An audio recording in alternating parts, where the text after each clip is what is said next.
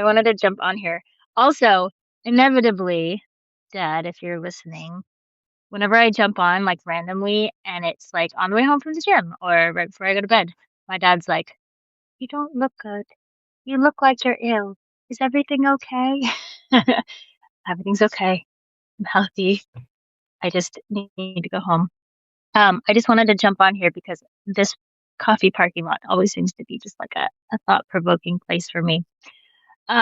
Couple of things for this morning that came out, some a few days ago, some more recently. On Substack yesterday, the author of the Sasha Barrios story, the Sasha Riley story, released a letter. And I believe you can find that on Substack, saying she is now separating from Sasha and his story, because his choices for safety are not the same as her choices for safety. And if you go to his threads, which is where he does the I know if you go to his threads, which is where he does the majority of his communication with the public, you'll see he did quite a long stream of posting yesterday. I think probably one of the main things is I believe he asked Iran to bomb his house and gave the address. I don't think publicly I can say why that's a problem, but like I know why that's a problem, other than the obvious, like don't give your address and then tell someone to bomb your house. But like, for safety for everybody for the team, I know why it's a problem, why he gave his address. Um, and so now, he says he's giving an interview with MS Now that is going to come out next week about all this, which is very interesting because Um, he has not been available or willing to give interviews either over the phone or on camera up to this point. Like even from investigators and everything, like he would only be willing to respond via typing, which of course wasn't helpful for investigators who, wanted to give him a platform and listen to his story. So now supposedly he's giving an interview. I don't know what that means. I don't know why now.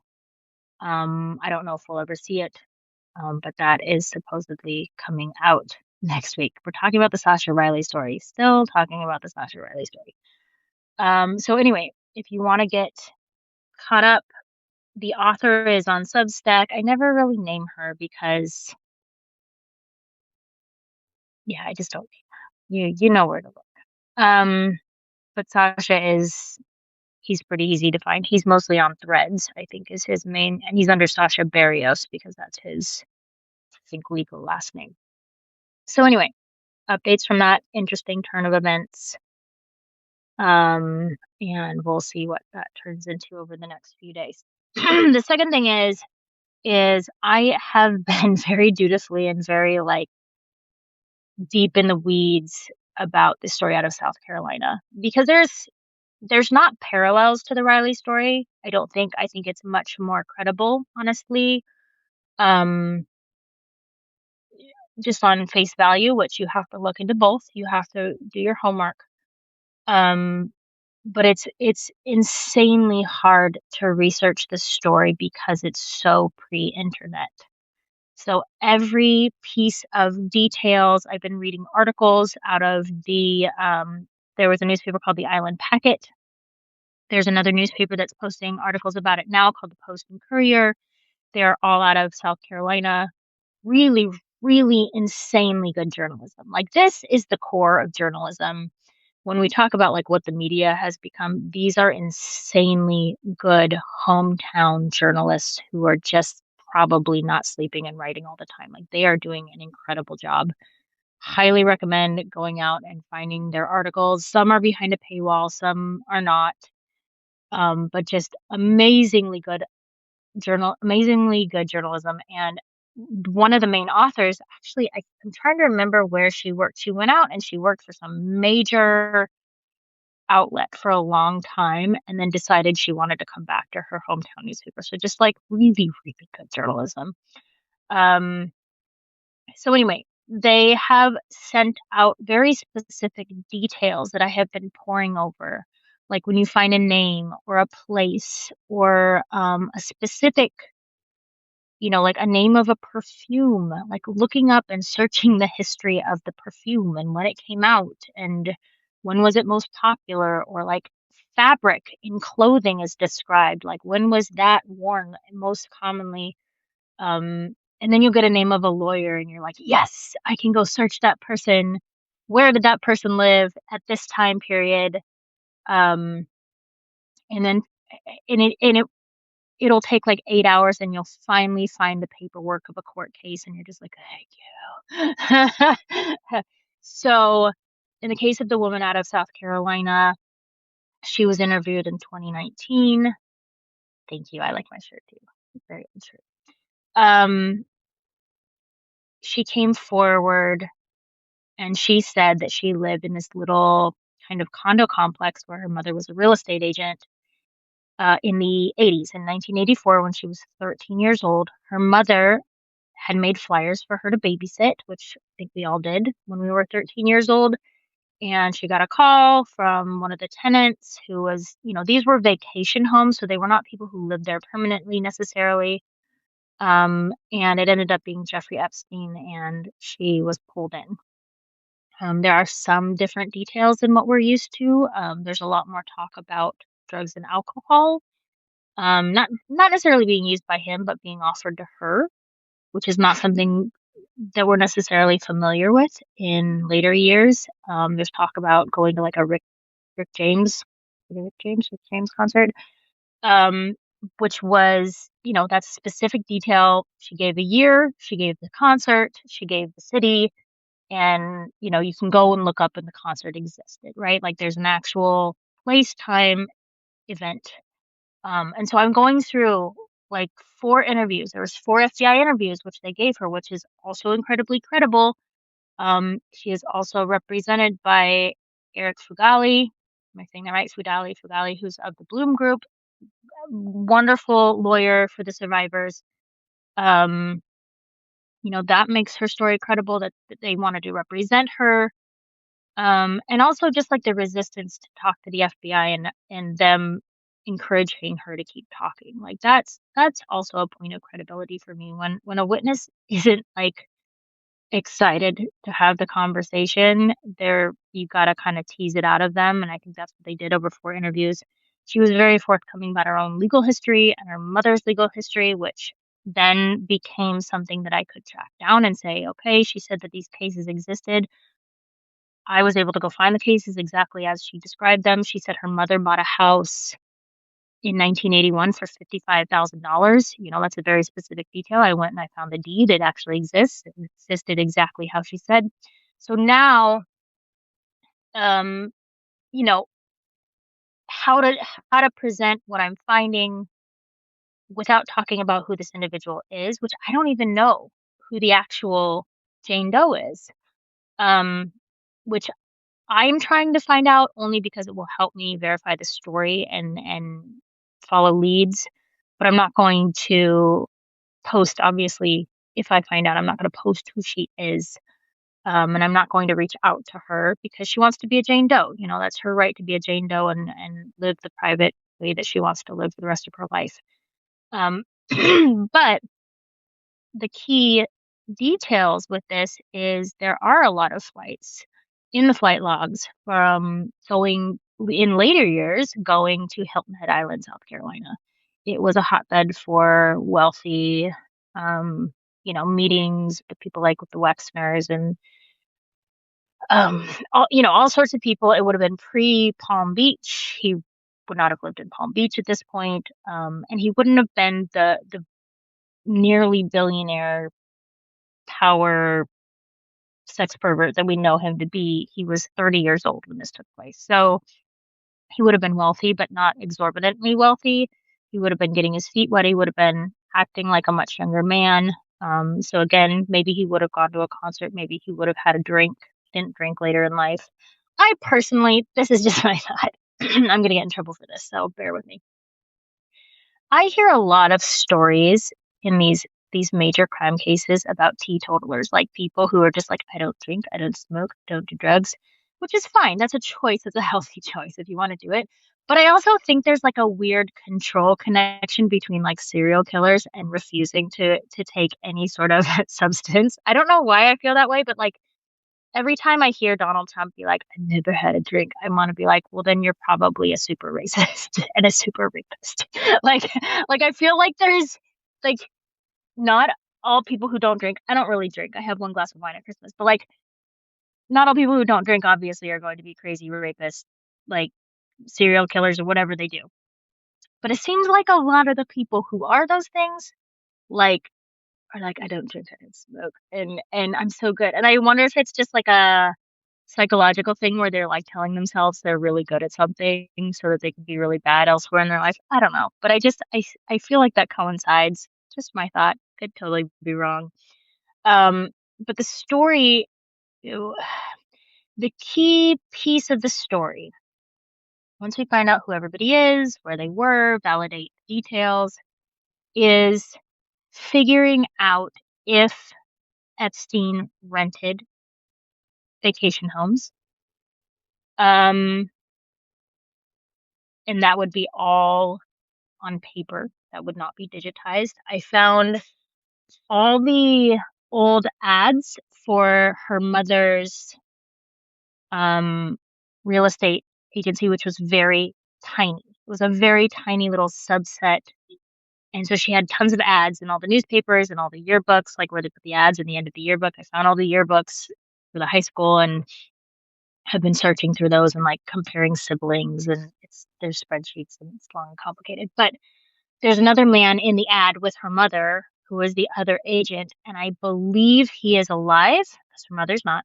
I believe he's alive and still living there, and his wife is an agent, and he's very old, but she's not as old. And so I emailed her just to see if there would be any way to find like a credible history that Epstein had potentially rented vacation homes in this complex. The woman who would have rented it to him, who is the victim's mother, she went to jail for embezzlement later on, which the victim or the survivor says had something to do. I mean, it wasn't a huge amount, but it had something to do with the owner of the complex and Epstein and some of the goings on that were happening there. And she was trying to protect her daughter, get pictures back potentially that have been taken of her daughter, and had to do certain things. I don't know if that's true or not. We're still figuring that out.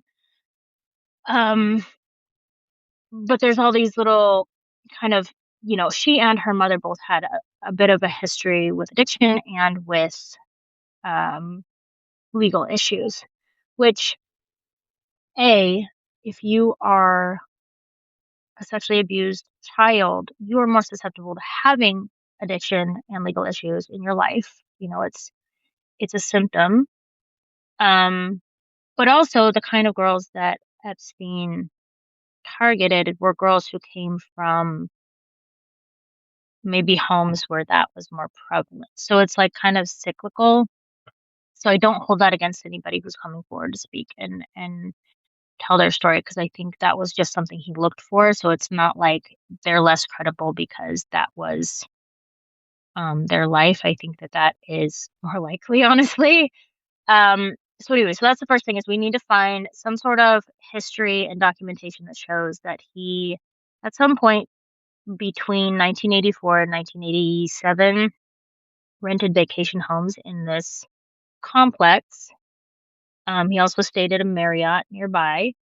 But also, then she was taken up to New York, and then she had met Donald Trump, because the history as we have it right now is that Donald Trump didn't know Epstein that early. But I think if we look at a lot of other cases, we think of like Ghislaine Maxwell and Epstein, and we think of like Wexner and Epstein. What we've been told the whole time about when people met, that's on the record, always kind of falls apart. Like, we were always told that Epstein knew Ghislaine no sooner than 1991. right after her father died, which is so helpful in the storyline that Epstein would have nothing to do with Robert Maxwell, who's, you know, buried on the Mount of Olives. Um, we now know that that's not true. They met at least in the 80s, probably in the 70s, and that he had known Robert Maxwell a long time. So when I hear the story of coming from Trump or coming from Epstein of how long they knew each other, I'm like, well, that's a good story. But like, I'm actually going to dig into that a little bit because if Epstein was an up and coming financier and in the real estate market, which he was with these people in South Carolina and in New York City and in social circles, and he was very wealthy, like he would have crossed paths with Trump much, much, much earlier. So, they can say that. I'm still going to look. So anyway, that's what I'm doing right now. I am still like it is such a I don't even know how to describe it. It's like when I'm done at night and I turn everything off, it feels like my brain has been exercising. Like it's exhausting because I think it's the most researchy research I've ever done in my life. And it's helping me get journalism chops, sure, but it is so hard and man, to have been an investigative journalist before the internet would would have you would have had to be like the smartest and most savvy person in the world because it's hard. Like it is hard to find information that is only available through a microfiche, through like the Library of Congress, through like the Yellow Pages, um, through, I don't know, you know what I mean? Like, it's not like I can go Google somebody's, the things they were saying. There was no email, there was no social media, there's nothing. So the footprint of these people on Hilton Head Island in South Carolina in 1984 is a little bit of a fossil, right? We really, really, really have to search, and it's based on people's memories and maybe some physical documentation. But, you assume like how long do people keep real estate records from 40 years ago? Not long. So anyway, that's what I'm working on. I'm going to talk more about this on Friday. I'm going to do a breakdown at 2 o'clock on Friday. Hopefully, I'll have more information than I have now. It is so hard to find this stuff. Um, yeah, phone directories. But weirdly, I enjoy going through these. So here's another thing that I did. So I have lots of subscriptions to things that help me do research, which eventually I'm gonna have to cancel all these subscriptions because I'm sure I'm paying a lot of money. But like one of them is classmates.com. And on there I can find everybody's old yearbooks. And so I'm able to look at the yearbooks from Hilton Head Island in the 80s as early as 1984. I have from articles and I have from, the DOJ files. I have that she had a short haircut. She looked perky. So I'm assuming that means she's smiling. I don't know. But everybody had a short haircut. So that's a little tough. But that she and her brothers attended the same school. So now I'm like making a spreadsheet where I have them by class, every person by class, and then I line them all up so you can see multiple grades in a line, but alphabetically to see where sets of siblings are, where it would be a girl and two boys, and then going back and looking at who those kids are. I know that she wasn't African American because according to her testimony, Epstein was quite racist. He used a lot of terminology that was quite racist. So I know that she was a white kid. I know that she had short hair. I know that she's in the yearbook, and I know that she had brothers at the same school. So that's another thing that I'm digging through is like, okay, what are the sibling sets? Who can I tell are siblings? You know, where is there maybe a ninth, 10th, and 11th grade, and ninth, 11th, and 12th grade? Like, where they have kids all in the same school, but they're different ages, and then figuring it out that way. But man, it's a lot of work there. And her mother moved all the time, like every 6 months. So I have so many addresses. I know the nursing home that she ended up in on the West Coast. I have that. I figured that out. She married and divorced a few times. Her last name's changed multiple times. I'm pretty sure the survivor changed her name. It is complicated. and if I can figure it out, I'm going to buy some ice cream because I feel like I feel like it's a lot. So anyway, that's the update. If you or if anybody you know is connected with the folks at Hilton Head Island, especially from the 1980s, please reach out, especially on Signal. That's the main kind of source, best place to communicate with sources that's safe and quiet. Um, and that would be helpful. So anyway, okay, I love you guys. That was longer than I thought it was going to be. I'm going home. I'm going to talk to Marlon Weems at 1 o'clock. I'm going to talk to Cliff and David Schuster at 2 o'clock. And I'm going to talk with Zev, and I'm going to talk with Kate Justice and maybe Waj and maybe Lev tonight at 7, all Eastern time. And hopefully I'll have some more updates for you. So I love you guys. Happy Wednesday. Talk to you later.